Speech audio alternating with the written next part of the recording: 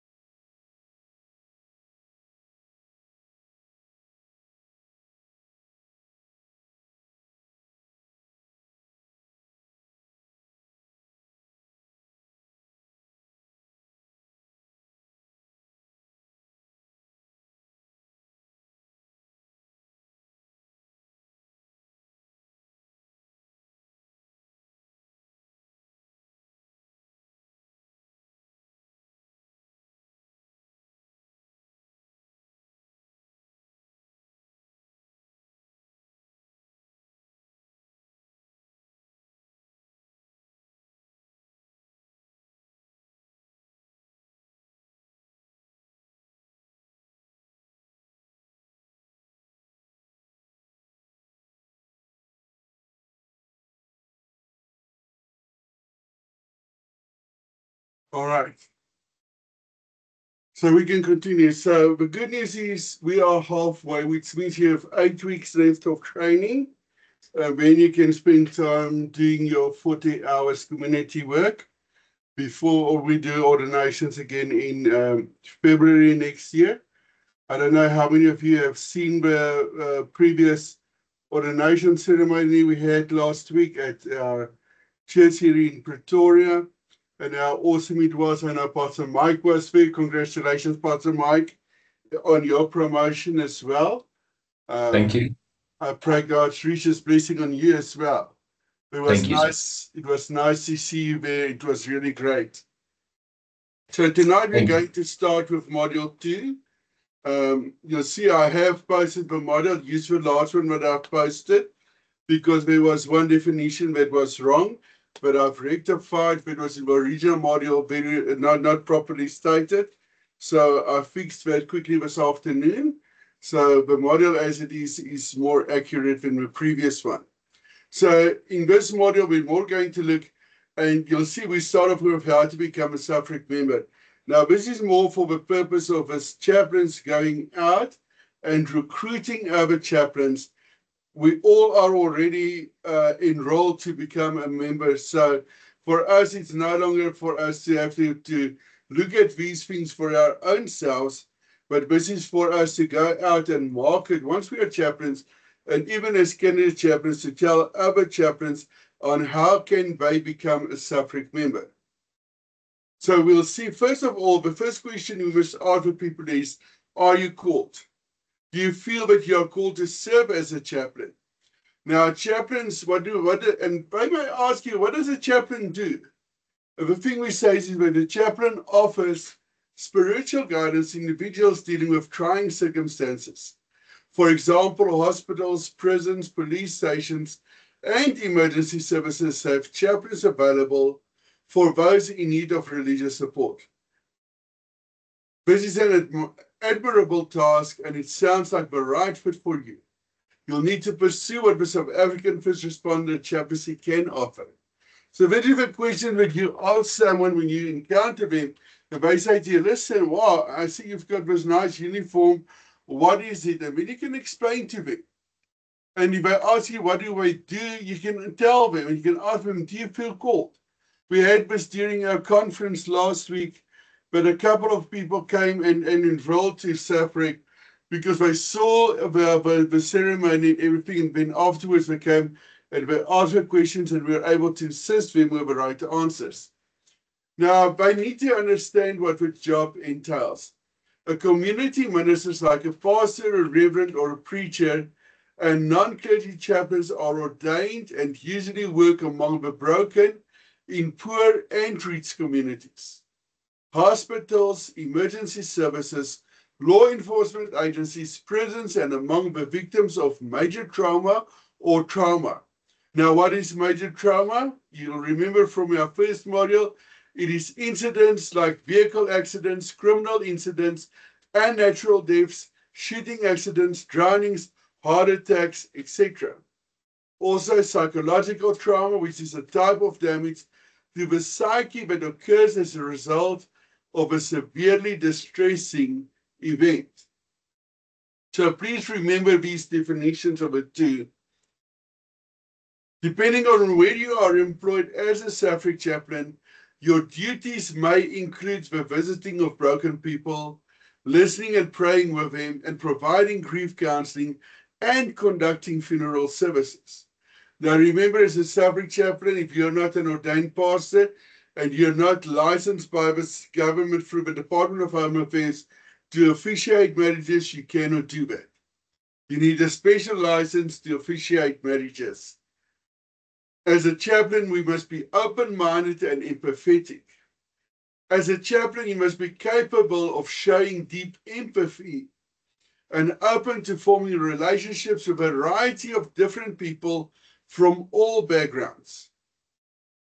If someone wants to be an effective chaplain, they need to realize that they must be open to and accepting of all types of religious beliefs, even those different from your own. We must realize a chaplain works outside of the confines of a church. So we encounter people from all types of society, all race, all color, all creed, and all religions. So you cannot have, say, because this person is a Hindu, I will not minister to you. Or this person is from African traditional religions, I cannot communicate or I don't want to work with him because I feel that I'm not right for this. No, as a chaplain and as a child of God, our call is to assist all people. If we remember the parable or the story that Jesus spoke about the Good Samaritan.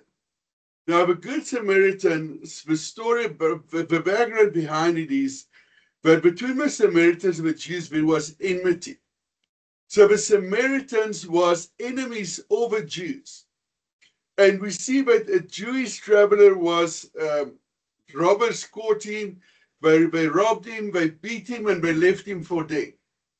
Now, none of the Jewish people attended to this person, this victim lying in the road. But a Samaritan came, and now remember, the Jews were his enemy. And he not only binded up the wounds of his man, but he also took him to an inn, paid for his keep and his stay, and for the innkeeper to look after his wounds, and with a promise, if there's more money needed, he will come back and he will pay. And likewise, as children of God, we need to look after the people around us. Even if it is people that normally we will think that they're not good, they're not of good repute, they are of a different religion, a different race. As a chaplain, we must be open to serve people from a diverse background. You must be able to meet the spiritual needs of strangers. Now, as a chaplain, you will encounter new individuals on a regular basis. So there is a chance that you will only meet someone once or twice, and then you move on. So in that time that you spend with this person, you must be able to help a person, inspire the person, motivate the person, and help him to become acquainted with you. So it's something that is quick. You need to have that boldness to build relationships with people. The goal is always to forge deep, meaningful bonds that will sustain people through the very toughest circumstances. And this is very important. It takes a special person to be able to form this type of relationship this quickly. As a chaplain, we must be trustworthy and able to maintain confidentiality. Now, the main duty of a chaplain is to counsel those under spiritual distress. And like a counselor or a psychologist or a psychiatrist, we are also expected to keep everything that is shared with us confidential, except for the following circumstances. And please take a note of this. If a person is involved in child molestation or is being molested as a child, we must report it to the authorities. If there is gender-based violence, we need to report it. If there is elder abuse, we need to report it. If there is human trafficking, we must report it.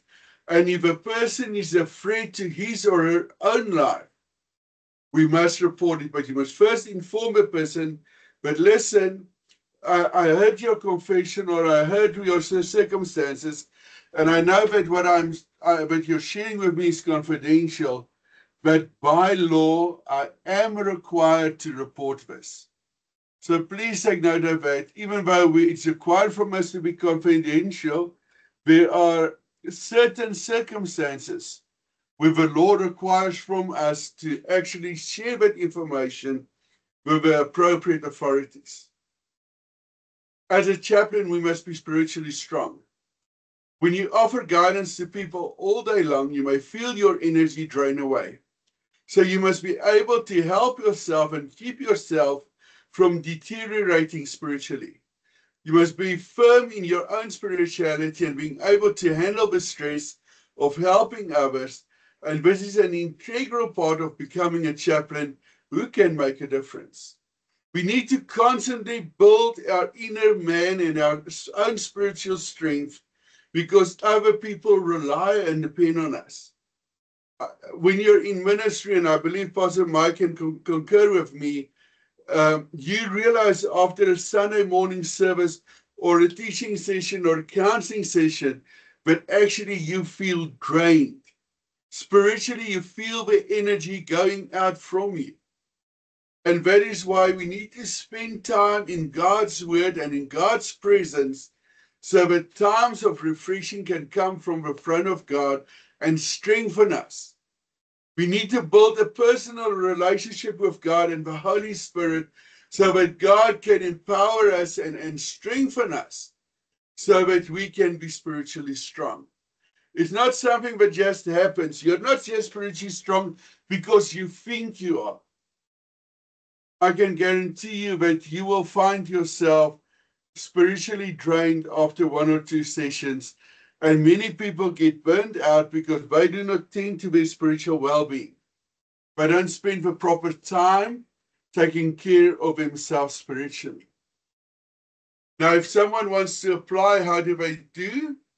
And who can apply? So the first question we ask is, who may apply?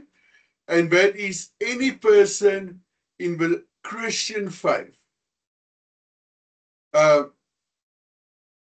People do not need to have a degree or a diploma to become a Safric chaplain, because we train and equip them to become a chaplain.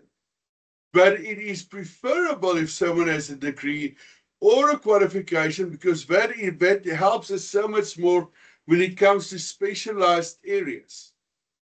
Now, as a chaplain, a person must be between 18 years of age and 75 years of age.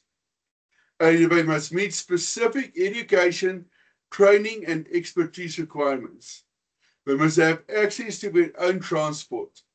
Now, any person who professes belief in the Lord Jesus Christ will be eligible to make application for membership.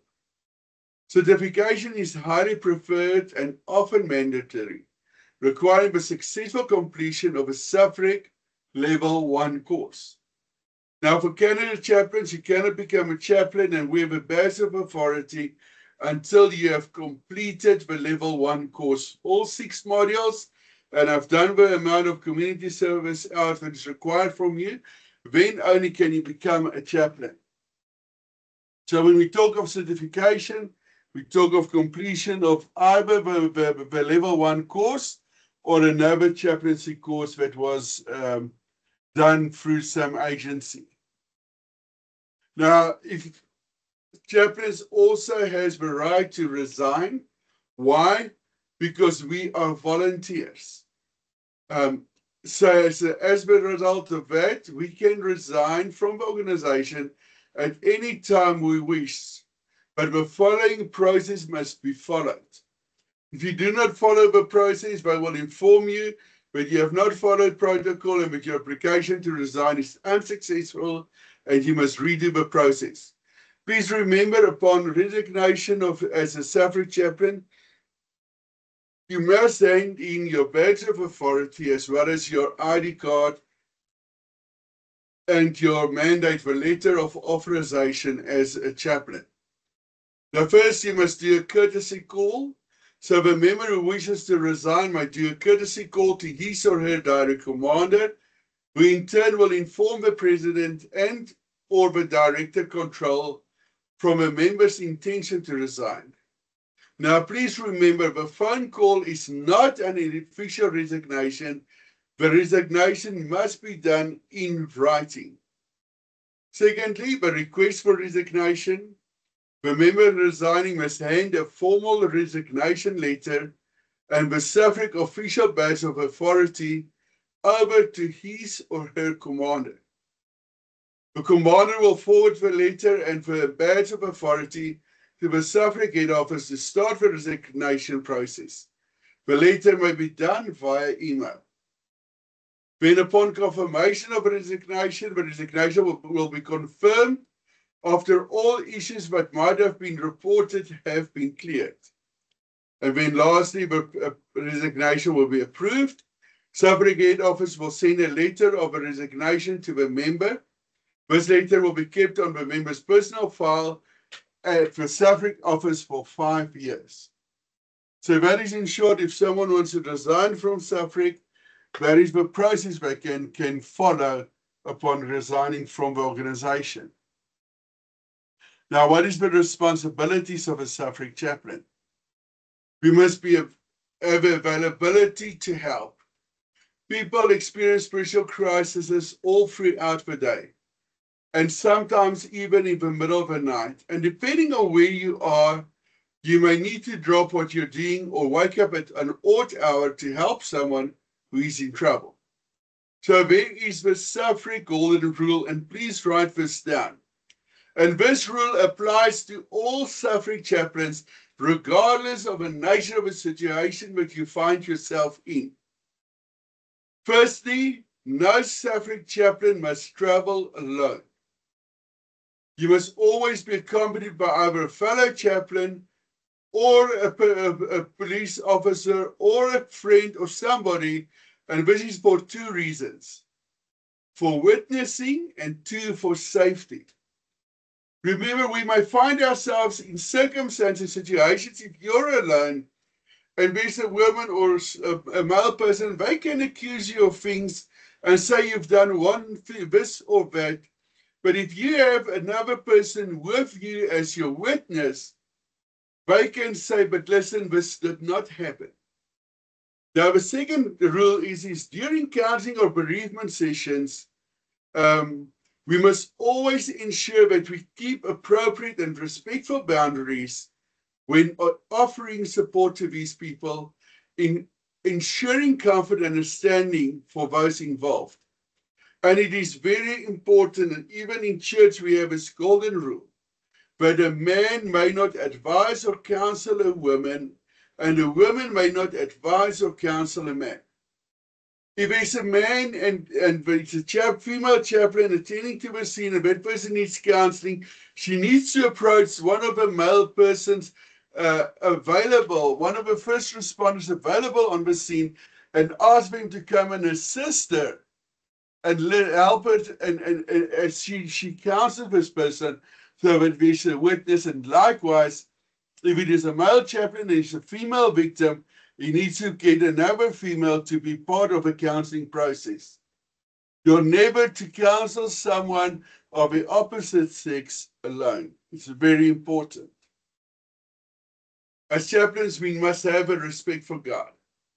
Without respect and fear of the Lord, love for God is absent. Ignoring his call to respond may lead to deep regret and come to a great cost. Now, it is easy when we are walking in town to turn away from a beggar. But do we always recognize the form in which Jesus stands before us? Demonstrating such selflessness is not easy for most and can be both exhausting and personally demanding. It is this very generosity of spirit that sets chaplains apart. So we need to realize and acknowledge this. However, establishing boundaries is essential to safeguarding your personal life. When we come to the soft skills encounter, we're going to look a bit more into the techniques you can use to establish boundaries. You can decide whether to share your personal contact information with somebody, or you can decide to restrict people to certain areas where they can contact you. For example, they cannot contact you at your place of employment, or certain hours of the day they can contact you. We must always be wary and cautious of the fact that sometimes victims may become so dependent on you that they later become overbearing and overburdened, and other people may actually become affectionate to you, feel a fondness, and then they may feel they may read circumstances or your body language wrongly and want to become more closer to you emotionally and physically. So we need to set the proper boundaries when it comes to counseling somebody. Now, the next part we're talking about is monitoring and evaluation. Constantly monitored and evaluated. Now, what do we mean by monitoring? Monitoring is the ongoing process of observing and collecting data on activities, systems, or projects to track progress against set plans and objectives.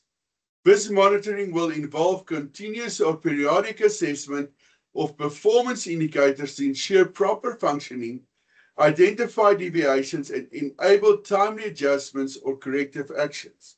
So as a chaplain, I'm still going to show you guys the video, not next week, the week after that, on the Mobi app that we have, where you do your incident reporting and your monthly reports once you have been ordained as a chaplain. And when you look at this monitoring, it helps suffering to gain the proper understanding of where you've operated as a chaplain, what is the obstacles you faced, the demographic of the people that you've ministered to, etc. And then there's also an annual evaluation. Now, evaluation and record keeping of activities by Suffolk Chaplain is time-bound or an important exercise that seeks to provide credible and useful information, growth, and expansion. Evaluations can also be used to extract cross-cutting lessons from chaplains' experiences and determine the need for modifications to the strategic results framework. So when we talk of evaluation, it's important that we realize that we do need to keep records. We do need to have records that we can go back to and draw up statistics, look at historic data, see where we've done wrong, see where we can do better, see cost implications, etc. Now, when we come to our incident reporting, and I will send to you guys next week the incident report as well as example of how it must be done. Now, the importance of accurate and timely recording, record keeping, maintaining precise and up-to-date records of all incidents and activities intended to or by Suffolk chaplains is vital for Suffolk as a non-profit company. This ensures accountability, credibility, and informed decision-making. Now, the question people ask, and you will not find this in your book, but please write it down. So that you cannot say when you get the assessment that it is nowhere written down. When you do with a new Mobi app and you do an incident reporting, you can do it instantly or immediately after the incident. Because you have your phone at hand, you have all the details, everything at hand, and you will see when we look at the video of the incident reporting, how easy and quick it is to do this record keeping. So your incident reports you can do immediately on the scene or within 24 hours after the incident has happened. Here's why this process is essential and how you can ensure its success. First of all, it ensures accountability and transparency. We must understand SAFRIC is a non-profit organization who has people who are donors to the organization, and they want to have transparency when it comes to what we are doing with their money, what is the work we're actually doing, so that they can see that we're not just taking the donations and go and sit at a beach in Mozambique or Hawaii or Mauritius and sipping pina coladas, etc., but that the money is appropriately utilized. Secondly, it is for the purpose of resource allocation. What this means is when we look back at incidents, we can identify certain patterns and certain areas where there's a higher demand for resources than in others. This will help the ExCom to plan and allocate resources more effectively, such as assigning more chaplains to areas with higher needs. Thirdly, it improves service. By analyzing data on incidents, it can help us in understanding the types of support that is most needed. It can lead us to better training and better support of our community chaplains. You can already see just in this free areas how important it is for us to have a record of what you as chaplain has done and how we can utilize this in the future. Now, fourthly, it's for purposes of valuation and reporting. When we have a comprehensive record, it allows us to better evaluate the program that we have and how effective it is. Based on these regular reports and records, we can assess progress, we can set strategic goals, and we can secure the necessary funding that is needed. It helps us to build up historical data. Now, over a period of 5 years, you can really go back and see, first of all, how many chaplains we have in which areas, what is the incidents that was most attended to, what is the hours chaplains are mostly active during the day or night, etc. And lastly, it is for the support of the chaplains. When we document our work and we give proper record keeping, this helps us to not only give feedback to the command center, but also for the regional branch commanders, etc., to give feedback back to the chaplains. This will help them in turn to improve themselves and build themselves up spiritually. When you hear your branch commander say, well done, Pastor Arnold, I see this month you visited a couple of old age homes and you're involved in this and this incident, and I'm proud of the work that you're doing that makes you feel good. And that is why we are here and why we need to do record keeping, so that we as chaplains can also get feedback as to whether we are actually performing our duties or not. If we do not have a chaplain, if we find a chaplain not giving their feedback or their incident reports and monthly reports, we can go back and assess and ask the chaplain, now, what are you doing? What are you busy with? How much work are you doing actually? And then we can encourage them and show them where they can get involved or assist them in getting in contact with a different structures in the area like police, fire brigade, emergency hospitals, old age homes, etc. So this is very important. And with this, I'm going to close tonight's session. Thank you so much for attending. If there's any questions, please raise your hand and I can answer your questions. If there's any remarks, you're welcome to share it. Is there anybody having a question or a remark? Nobody? Just give me a thumbs up if everybody's happy.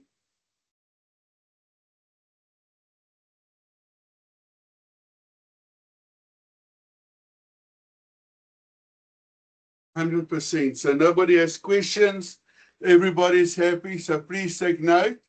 But we have another 8 weeks of sessions left, as well as an extra session for the Mobi app that we will work with every chaplain with. But I want to bless you guys and say thank you for tonight. May God richly bless you. I'm going to ask Chris to close for us in prayer. All right. Thank you very much, Pastor. Everyone, close your eyes. In prayer.